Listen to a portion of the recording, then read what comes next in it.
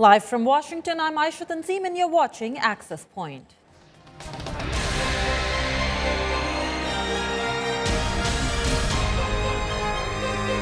Hello and welcome. Tensions between Pakistan's biggest media group and its powerful intelligence agency are still high. Jung Group defends naming the ISI and its head as prime suspects in the attack on its anchor Hamid Mir.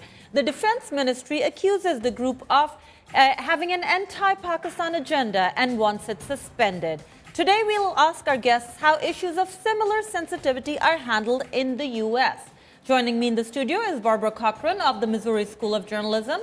She's also the former president of Radio Television Digital News Association. She's an award-winning journalist who held top jobs in places like NPR, CBS, and NBC. And in our New York studios, we have Ann Cooper of Columbia Journalism School, another award-winning journalist with 25 years of experience. Welcome to Access Point. Thank you. Barbara, let me start with you. This has happened in the U.S. It happens in every country of the world, just as it's happening in Pakistan today. National interest. Somebody is saying, don't do this, this is against national interest. That's the Ministry of Defense's view. Who defines national interest? Well, it's a very strong tension point always between a free and independent press and the government. And the line slides sometimes, and often it will end up as a matter that is taken to court. The famous story of the Pentagon Papers, the secret history of the war in Vietnam, which the New York Times received and which they ended up going all the way to the Supreme Court before their right to publish was affirmed against what the administration said would be a problem. And remind our viewers what the Pentagon Papers were. Yes, the Pentagon Papers were a secret history of the war in Vietnam that had been compiled by the Pentagon, had voluminous records and told the good, the bad, and the ugly about the war in Vietnam. And they were brought to the New York Times, these papers, by Daniel Ellsberg, who was one of the people who helped to do that. And when the Times tried to publish, the Pentagon and the administration tried to prevent them from publishing it. And as I say, it went all the way to the Supreme Court. The Supreme Court upheld the right of the Times to publish these documents. This was an issue that had to do with restraint of publication, prior restraint. But the press won in that instance. And since then, the press has pretty much been able to, if they are convinced themselves that this is a story that the public deserves to hear, they have pretty much been able to go ahead with it. That was certainly the case with the Snowden revelations. And I want you to jump in here and tell me, whenever there are tensions between what's national interest and what's not national interest, and we hear of the White House often trying to have media groups hold on to news and not publish it, always in national interest, how does it get defined? What is the editorial process at big institutions? Okay, I'm sorry, you cut out a little bit and I missed the question. Who defines national interest? Who defines national interest? Well, governments, of course, would like to define it. And, you know, governments all over the world will say to journalists, you can't write about that. That's a national secret. It would harm our national security. So it's nothing new to hear that argument being made. But unfortunately, in many cases, what the government is really saying is we would be embarrassed if this got out. And there isn't necessarily, you know, a solid national security issue. You know, a fairly recent example, you know, all of the secret documents that were released by Bradley Manning and put out by WikiLeaks and published by newspapers. One of the big areas that the government was fighting against was release of State Department cables. You know, these were the kind of messages that diplomats send back. They were sensitive, yes. There were arguments that this would really endanger us, could put people's lives in danger. As far as I know, that never happened. And in fact, one of the things that people learned when they saw, you know, a lot of these cables was U.S. diplomats are doing a pretty good job, you know, really digging into what's happening in the countries where they're stationed, reporting back, actually writing, interesting reports with a lot of details and a lot of deep understanding of issues that are going on. Barbara, what are some of the examples, if you can think of some from the US, where the media groups listened to the government maybe and held on to news and did not publish it? Well, there are probably a lot of examples we don't know about precisely because the secrets weren't published.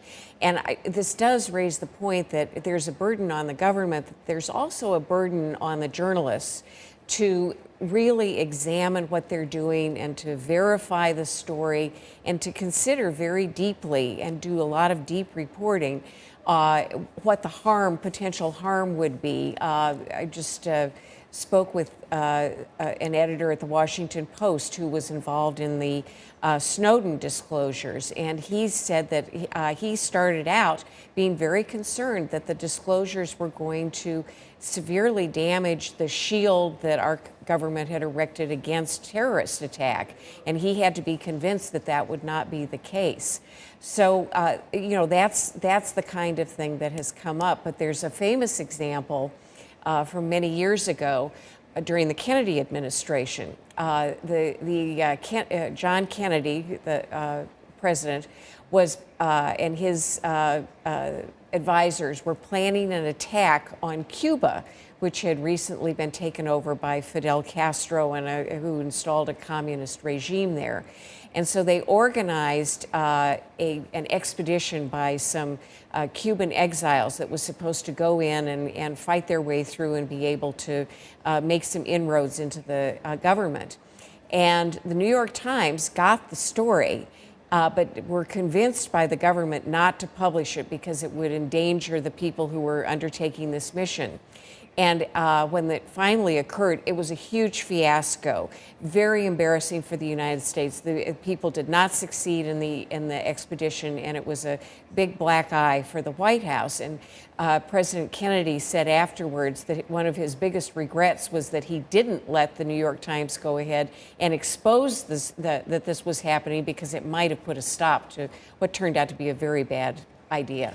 So, has it ever occurred to American journalists, Anne, one of the things that we find in the reference from Pakistan's defense ministry against the Jang Media Group is this news was picked up by India and repeated over and over again, India being the archenemy of Pakistan, and therefore it was embarrassing and almost like ammunition in the hands of the enemy. Has it ever occurred to American journalists that this news may embarrass America in the eyes of China or Russia, North Korea, Cuba, maybe? That's exactly the kind of argument that governments like to make. This isn't good for us. It isn't good for our reputation. That's just not going to wash in this country. If there's a genuine issue of national security, someone's going to be harmed. There's a real threat to the security of the nation or to people, within the country. That's when I think journalists in this country would decide we need to hold off, or we need to, really go through this and consider, the argument that the government is making here. But simply saying we're going to look bad in, a neighboring country's eyes or in the eyes of the rest of the world, that's not a reason to not publish something. As she said, if somebody is going to be harmed, so there are some rules that maybe the U.S. media follows. Are there set rules across media groups, or does each group look at each individual story and then come up with their editorial decision? It's done individually, but I think there are accepted norms that most traditional mainstream news organizations will adhere to. And I think the principal one is that no publication, no television show would ever want to publish or broadcast something that would bring harm to American military forces if they're overseas. And, in my own experience, when I was the CBS bureau chief during the first Persian Gulf War, our Pentagon reporter knew the hour at which the land invasion was going to occur, of going into Kuwait. And but we, of course, didn't tell that ahead of time because we didn't want to cause any harm to any of the U.S. military. But when you say harm, you mean physical harm, as in somebody dying or the enemy fighting out the plans. You don't mean embarrassment, like if the invasion had failed or if they'd made a mistake, would you have published that? Right. It is a clear and present danger is the standard that's been set by the courts, and I think that's taken in a very concrete physical way. Will someone be killed? Will someone be terribly injured? That's the main question. The question of image or policy or embarrassment in the eyes of the world, that is considered secondary. And there's the obligation to your audience, to the public that you're serving. If you keep this secret, is the public being deprived of some information that they deserve to know? Okay, and what about? So you don't want to you don't care about embarrassing an institution. What about embarrassing an individual? In this particular case, the head of ISI was named, and one thing they didn't like was his picture appeared on TV, his name appeared on TV with an allegation by the brother of the journalist attacked, and it appeared again and again for several hours. How would that be treated if it happened in U.S.? Well, I think, first of all, let me say I think the situation in Pakistan is rather different. In this country, when someone is attacked in the way that Hamid Mir was, someone's murdered or violently assaulted, you have a reasonable expectation in the U.S. that there's going to be an investigation, that there's going to be a good faith effort to find the perpetrator or perpetrators and bring them to justice. The situation in Pakistan, where more than 24 journalists have been killed over the last several years, and there's been justice in almost none of the cases, that has prompted journalists themselves to be to preemptively say, hey, I've gotten this serious threat. And this is what Hamid Mir had done. He had said to his family and to Geo, his TV channel, and to others, here's the threat that I have, and if something happens to me, this is what I believe, or this is who I believe is behind it. So that's the accusation that was made on the air. It was made by his brother, and I gather Geo was showing photograph of the yes. Yeah, a picture of the head of the ISI. I'm sure it was an incredibly emotional time. The thing to do is to say, okay, what about this? Get a response from the person, the institution that's been named. And that's something that, would obviously be done here and should be done there. But the response from the ISI, from the Defense Ministry, demanding that Geo be taken off the air is ridiculous. That's overkill. If they say this is not, this is a false accusation, fine. Give them an opportunity to say that. There's also been on the air. Okay, let me come back to Yes. the response of the Defense Ministry. Let's look at this. If it had happened in America, let's say the governor of New York is attacked and his wife comes out and says, FBI did this, and the head of FBI. Would that allegation be aired? And Geo did get the response of ISI, ISPR. How would that be treated? If, for example, you air the news 10 times, you have to air the response 10 times right next to the news? Or would the allegation be held back because it's only an allegation? Well, I think it's an interesting example, and I can't think of one that has happened exactly like that in this country. I think precisely because of what Ann just said, that there is a confidence that there would be a legitimate investigation, and so the surfacing of the names of people who might be guilty probably would wait until there was some kind of official pronouncement. I mean, certainly the relative of someone who has been attacked or injured is going to have a very strong and emotional and passionate response and is maybe going to accuse someone, and maybe there won't be any basis for it. I think the news organization would present it in a fair way. But there was an incident where the government tried to come after a television station rather early in the history of television news in this country. This was in 1971, and at that point, television was really just starting to become a major factor in how Americans got their news, and the more popular factor. And CBS News did a documentary called The Selling of the Pentagon, which was about how taxpayer money was being spent to promote and advertise for the Pentagon. And this, of course, was while the Vietnam War, which was controversial, was still going on. And the government came after CBS News. They argued that because it was using the public airwaves and was licensed, unlike newspapers, that it should be subject to restriction. The government should be able to hold the network accountable, and it couldn't broadcast certain things.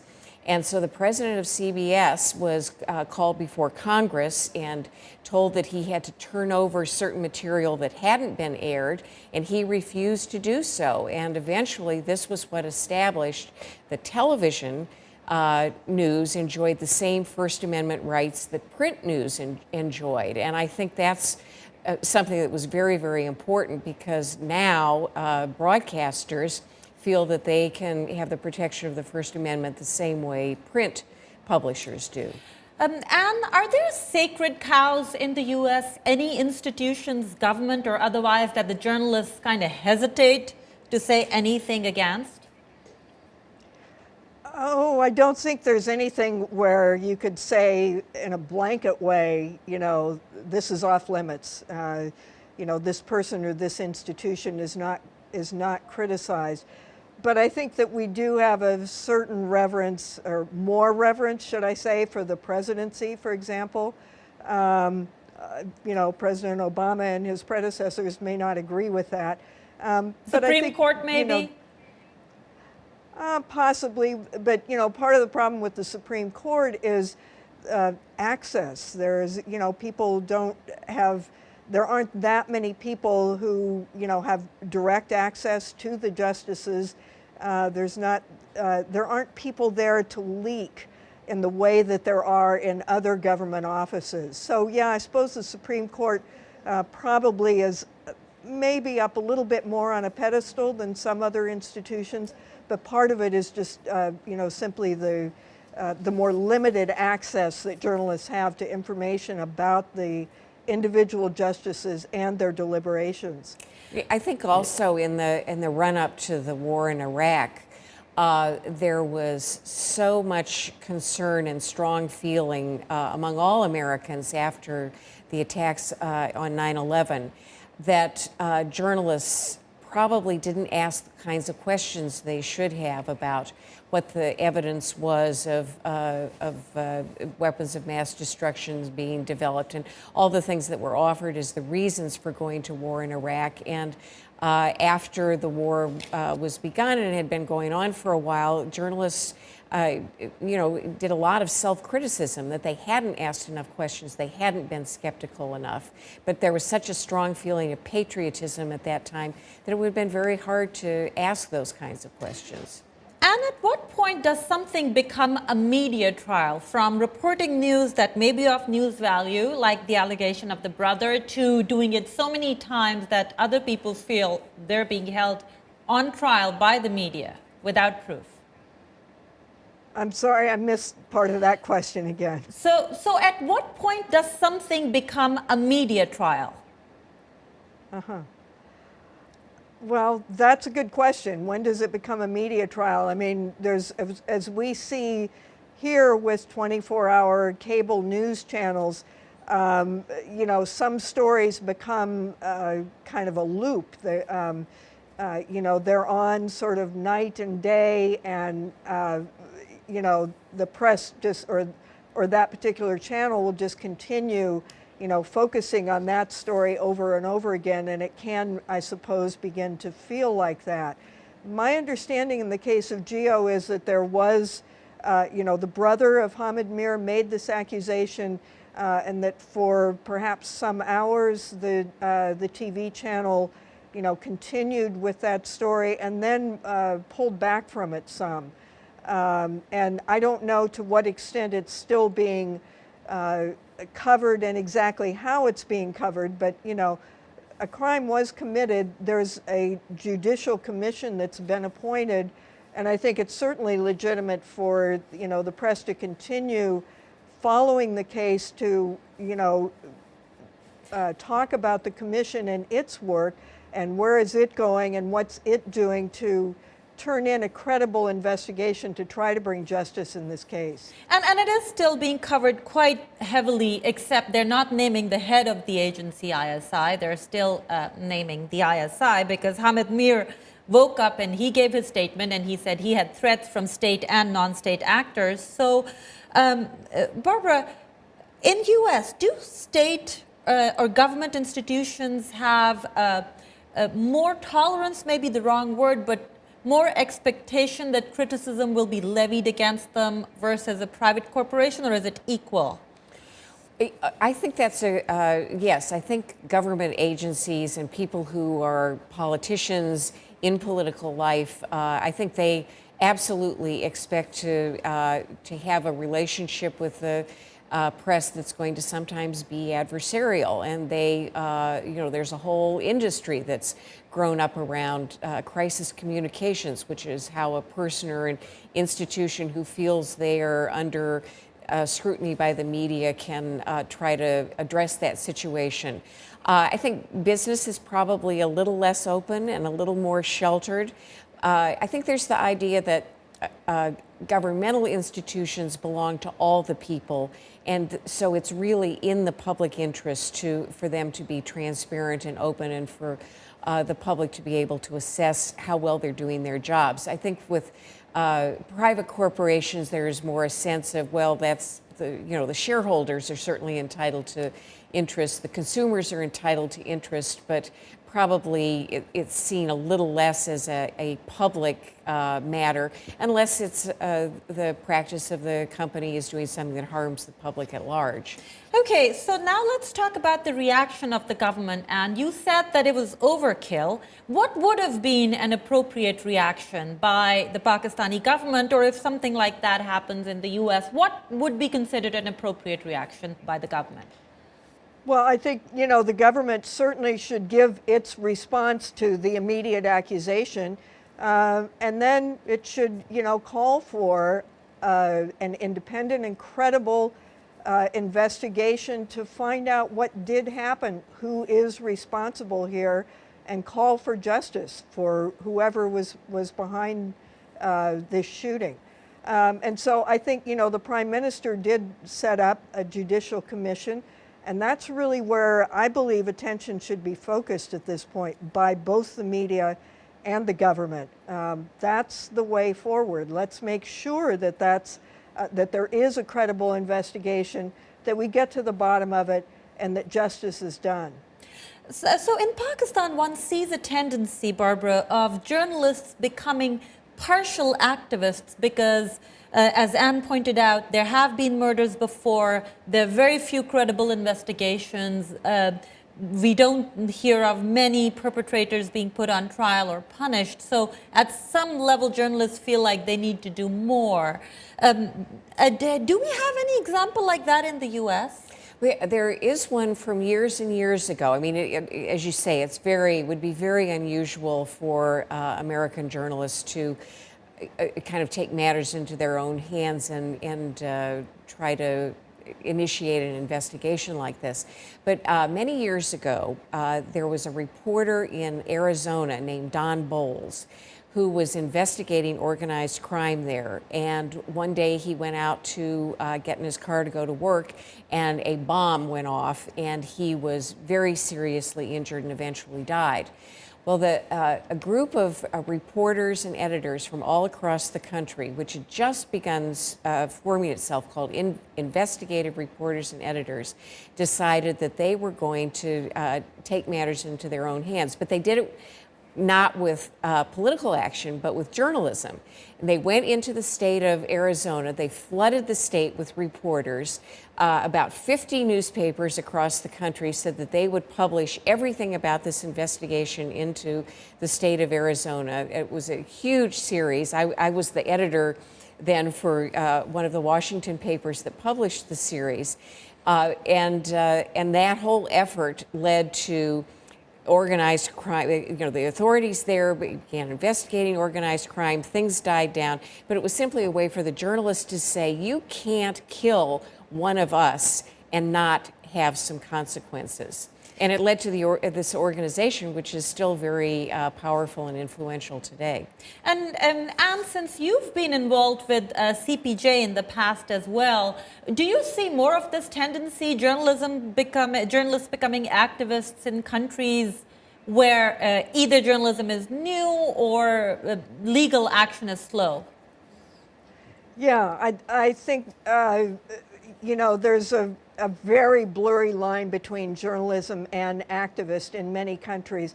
I think that's been the case for quite a while, but we may be seeing an increase in it. And part of that, I think, is because we've seen, the collapse of communism. We've seen, the Arab Spring revolutions. We've seen huge change in so many different parts of the world where, the press used to be just basically state press, or whatever independent journalism there was. It was, very under very tight control. And I think that, journalists in a lot of these countries are finding it very frustrating. They want to do their jobs. Part of their job is being a watchdog on the government, the people who, are elected by voters to have power. And when they are critical, or if they reveal corruption or something like that, the government comes after them. And it can create very difficult situations. It creates a lot of repression. It can create, foster an environment where journalists are under attack, as they are in Pakistan right now. And it's a very difficult and dangerous situation for journalists to try to function and do their jobs independently in Pakistan and in so many other countries. And I think that's why you tend to see them taking a more activist stance, being more willing to, to speak out. Take on. So another tendency, and it's an allegation against Pakistan's intelligence agency and government and others, that they have quote-unquote sleeper cells in the media that are activated when they're needed, which include dubious people who appear on talk shows and give their opinion, that sometimes fudge the facts. What is the responsibility of a journalist in terms of inviting guests?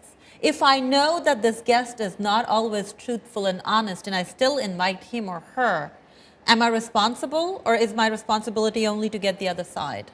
No, it's a very big problem. You need to be transparent with the audience about who your guest is and what they represent. And we now see talk and sort of adversarial talk is such a staple of programming, especially on cable news, and you see people who are presenting themselves as journalists, arguing with people who are, run political campaigns all their lives. I think it's very uncomfortable if you're a journalist to be in that position of facing off against someone, because you're inevitably then pushed into a partisan position, which is, not really where you should be if you're a journalist. There also sometimes have been commercial interests that, a celebrity will be under contract to somebody who's selling a product, and they'll come on and tout that product or talk about that disease that this product is supposed to cure. And, that's another form that seems to be very advanced in this country, sadly. Okay, so journalists even here need to be more careful. Absolutely. And learn and train. Fascinating discussion. I wish I could continue. I have a lot more questions, but maybe next time. Right now our time is up. I need to thank our guests, Barbara Cochran of the Missouri School of Journalism and Anne Cooper of Columbia Journalism School. And thank you for watching. I'll look for your questions and comments on our Facebook page and Twitter. Goodbye. and good night.